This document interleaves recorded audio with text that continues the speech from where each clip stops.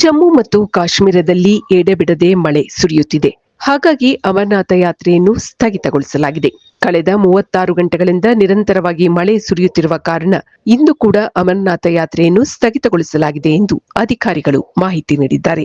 ಜಮ್ಮು ಮತ್ತು ಕಾಶ್ಮೀರದ ಕೆಲವು ಭಾಗಗಳಲ್ಲಿ ಇನ್ನೂ ಹೆಚ್ಚಿನ ಮಳೆಯಾಗುವ ಸಾಧ್ಯತೆ ಇದೆ ಎಂದು ಹವಾಮಾನ ಇಲಾಖೆ ಮುನ್ಸೂಚನೆ ನೀಡಿದೆ.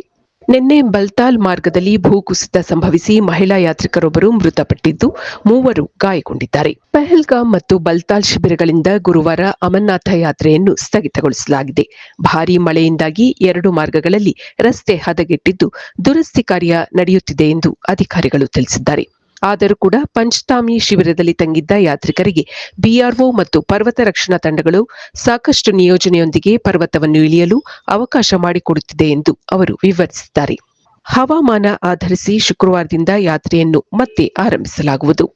ಜುಲೈ 3ರಿಂದ ಆರಂಭವಾದ ಅಮರನಾಥ ಯಾತ್ರೆಯಲ್ಲಿ ಇದುವರೆಗೂ 2.47 ಲಕ್ಷ ಜನರು ಶಿವನ ದರ್ಶನ ಪಡೆದಿದ್ದಾರೆ. ಆಗಸ್ಟ್ 9ಕ್ಕೆ ಈ ಯಾತ್ರೆ ಮುಕ್ತಾಯಗೊಳ್ಳಲಿದೆ. ಇದು ಈ ದಿನದ ಸುದ್ದಿಗಳು. ನಿರಂತರ ಸುದ್ದಿಗಳಿಗಾಗಿ ವೀಕ್ಷಿಸುತ್ತಿರಿ ಜೀನಿ ನ್ಯೂಸ್. ನಮಸ್ಕಾರ.